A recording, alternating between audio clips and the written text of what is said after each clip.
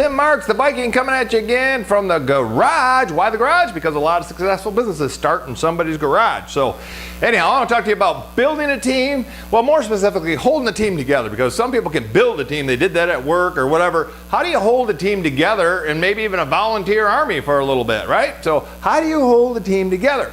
I'm going to talk about the science side, not maybe the art side right now. Several videos could be done on the art side and all the nuances. I just want to give you some ways to track your team and how do you hold it together. And this is more of a learning tool for you and I to use, so we can find out where maybe our weak spots are and our strong spots are on the art side, okay? So clarity, confidence, commitment, competence, and communication are the 5 C's we're going to talk about. Clarity, you got to know where you're going. My business mentor, Pete, he told me a couple sessions ago, I said, you know, I laid out my business, where everything was at, and of course he's got me doing this whole big old goals program thing. It's a book.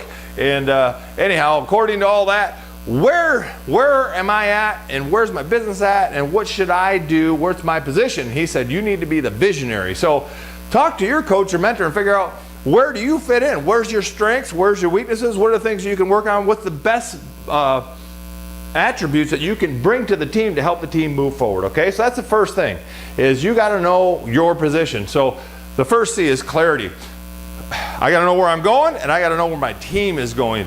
You don't want to have 7 different directions that your team's going in at once. For instance, if you're building a compensated marketplace with us right now, one of the things you should be focused on heavily is going double MVP and getting to Breckenridge, and then helping other people go double MVP and getting to Breckenridge. And then certainly there's profit sharing, different things you can do. And what I find is a lot of people, they try to run all these incentives and promotions and try to get all this stuff done just so their team will grow faster. Sometimes that works, but I would just say that if you have a few things going on, make sure they dovetail together and they work together towards that common goal of getting a bunch of people to hit this Breckenridge, whatever ultimately is to help them make money.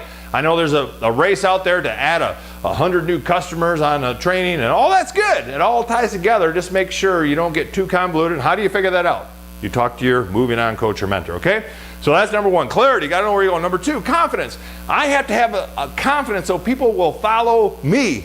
If my confidence isn't where it needs to be right now, then honestly, that's okay.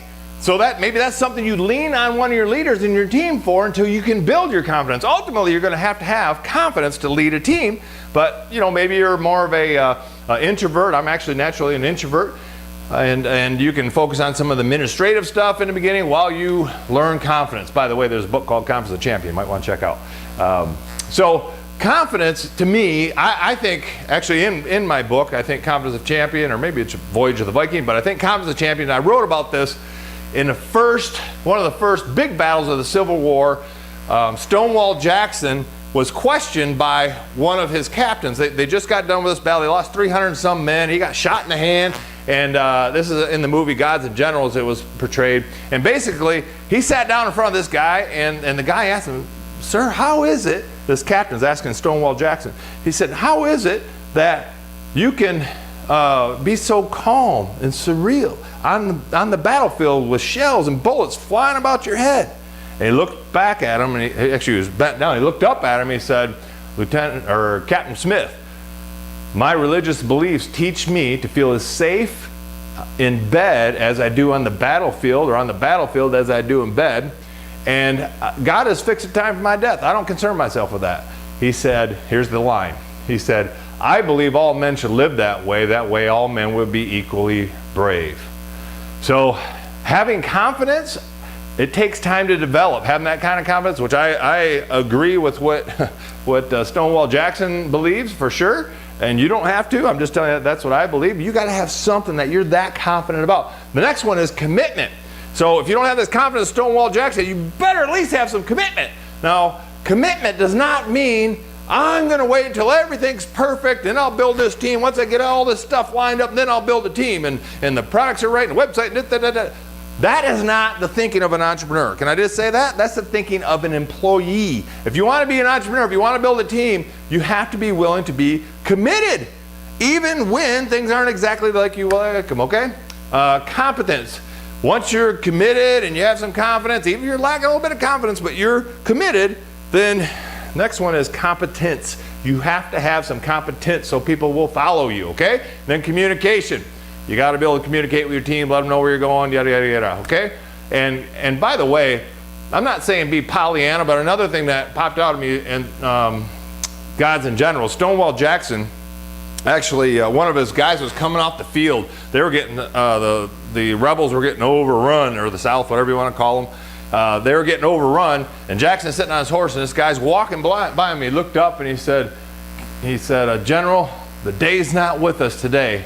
And he looks down at him, he said, if you feel that way, he said, if you feel that way. He didn't agree with him. He said, if you feel that way, you better not tell anybody else. And so in other words, even though they're getting their butt kicked, don't tell anybody else. Now I'm not saying shouldn't deal with problems, and General Jackson certainly dealt with the problems and ended up going on to win that particular battle. So he did deal with it, but it doesn't do any good to go around to him. You follow me? Okay. So here's the deal. I would suggest that everybody do something like this to track your team, see where your team's at, and this is a learning tool. For you and I, I've used this for years, and some of my top leaders are using it, have used it for years. This is a tool for you and I to use so we know exactly, here's where my strengths are, here's the areas I need to improve in, and here's each one of my individual teammates, okay? So they're not just a number, they're not just some points on a screen or whatever. So I wrote some names up here of a team you might be working on. Fred, Barney, Wilma, Betty, and Mr. Slate. Some of these might look familiar to you, okay? So what I'll do is I'll draw that out on a piece of paper typically, and I'll write Fred. What do I know about Fred? So Fred's a newer guy that got started, or maybe he's a guy that's been around for a while. Doesn't really matter. You want to do this exercise with everybody on your team. So Fred, what do I know about him? He likes bowling. You know, he wants to get out of the rock quarry. He wants to be free. He doesn't like being on that dinosaur cranking that handle all day. And he is a yes man. Fred is definitely a yes man. He's not a natural born leader. Fred has got some low confidence, I would say. Barney, the guy that got started after Fred, man, the only reason he likes bowling is because of Fred. Barney's even more of a yes man, but he's got potential. And Barney's wife, Betty, we put her in separately maybe. She's as nice as she could be, but you know what? Betty just cares about being a mom. But if you look at Wilma, who is Fred's wife, Wilma, she's a strong leader. She actually wears the pants in the house. So I want to write that down. She wears the pants. She sometimes can put Fred down. So I know what books I'm going to have her read. I'm going to have my wife talk to her, get her some help, and get them aligned, right? So they work together. Now, every couple works together a little bit differently, but there are some simple principles that work where if you violate those, no matter who's more comfortable doing what, it just won't work long term, okay? So these are some things I want to do, and I want to do that every person on my team. And then Mr. Slate, now Mr. Slate, he's just a blowhard. You know who he is, right? He's the boss down at the gravel pit. He's a level 1 leader. He's a positional leader. He writes the paycheck, so everybody has to do what Mr. Slate says. So he expects everybody to do that for him. Well, the facts are, when you're leading a business where people are basically volunteering in the beginning, you have to be able to inspire them. And it's really hard to be in a people business if they don't like you. So Mr. Slate's going to have to read some books. So when I put Blowhard, he's a level 1 leader. I'm also going to put maybe some books I could recommend at some point in time. But I need to spend time with him because he's probably got a low self-image. That's why he acts that way, okay? So then I also want to look at the folks on my team and figure out where they're at. Are they learning, associating, reading? Do they have a spouse, kids, pets? Do they have a college degree? What's their temperament? How much time have I invested in them, et cetera, et cetera? These are all things I want to look at. Why? That way I know what they need to develop, and I can see where I'm working and spending my time. For instance, if I keep showing up to Fred's house to try to get him going, but Fred is not even willing to learn at all, and all he wants to do is fight with Wilma, but he's not willing to deal with any of that, then I got to see, okay, man, how many hours did I spend with Fred last week? I spent 3.5 hours with Fred, and there's nothing wrong with that unless Fred doesn't want to listen to the advice I'm giving. You know, there's that old saying, never try to teach a pig to sing. It's a waste of your time, and it's really annoying to the pig. And I feel that way sometimes when I try to coach and mentor some people. You know, one of the things I try to do, if I'm sitting down with my pastor or my business mentor, either one, I try to listen to what they say. Now, I'm certainly not a perfect student, but I try to listen to what they tell me and then go out and apply the things that they say. Hey, you know, like if my pastor tells me to read a book, I don't want to go sit down with them again and say, well, I didn't get time to read it. I'm going to tell them, man, I got it. I read it. here's what I got out of it, or do you want to know what I got out of it, or whatever, okay? So, so I want to watch how much time I'm spending with each person here, okay?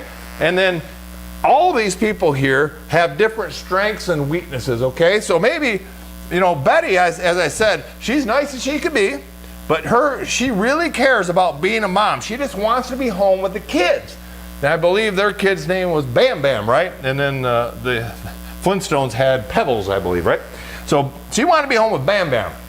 So is there some things that she can offer? Well, she's only going to work so much time in the business or whatever, so I'm not going to push her against whatever her commitment level is. Now, ultimately, when I build trust, we can stretch a little bit, but you want to be careful not to push people too far. And, you know, this might seem like little simple things. Ladies and gentlemen, let me tell you, this stuff is important.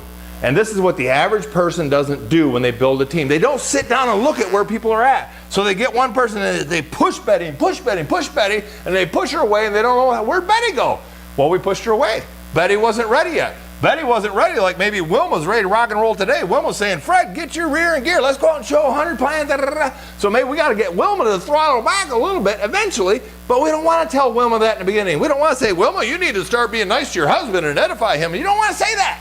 You got to take your time. You got to build a relationship with these folks and then lead them into the system. We have, for us anyways, we're leading them to the XO training system, and that in there we'll give them the basics through reading, associating, going to intro meetings, which I'd recommend you go to every week, and then the game day seminars, and of course the big game. All these things are tools that you and I can use along with the books, recommending the books. By the way, we got to read the books ourselves to help build these leaders into somebody that's going to, you know, fill in the gaps on an overall team. Now, I want to tell you right up front, you know, people are going to grow at their own speed. You and I can't make somebody grow. I've noticed this about my leadership journey. Every time I tried to make somebody into something, all I did was create division. All I did was create friction. So be very careful. What people need mostly from you is they need acceptance, approval. They need to hear that, man, I really appreciate the way that you showed the plan, or man, you're such a hungry student. I appreciate the way you show up every week. Whatever it is that they're doing right, sneak up on somebody and catch them doing something right. That's the best way to start building a team, you know. Somebody's pet dies or something like that, you better call them. You better be sensitive to that. Well, I don't care about pet. Doesn't matter. I actually have a good friend of mine right now that their pet, we're real close with them, like family, and their pet is going through some challenges, and I know what that's like. I am very close to my dogs, et cetera, so I'm able to relate there. You know, somebody has a college degree. You don't want to go around bashing college to people that are really proud of their college degree. Make them feel good about that college degree. Find out what somebody's temperament is. You know, I would probably even write that here. You know, I can't fit everything on this whiteboard, but on my piece of paper that I'm keeping track of everything, I would write, you know, Wilma is a choleric melancholy maybe, and Fred is a phlegmatic sanguine, or whatever that is. I want to write what all these temperaments are, just so I know and I can start to really understand who these players are. Hopefully this all makes sense, and you can use this to start building your team. I'll say this sheet of paper, make a sheet for each one of your teams, or maybe two, and write down each one of these people, what their attributes are, all these different things here, and add some more things there, and keep track of it, and think through it daily, and you'll start to build a foundation. I've called this the sheet for many, many years, and I know the teams that are growing the fastest are doing something similar to this, and I encourage you to do the same thing. Whether you're building a compensated marketplace, you're working on your job, or at church, whatever you're doing, whatever kind of organization you're building, this will be valuable to you. I know it's helped me a lot through the years, and hopefully it's helped you too. This has been the Viking, over and out. We'll see you next time.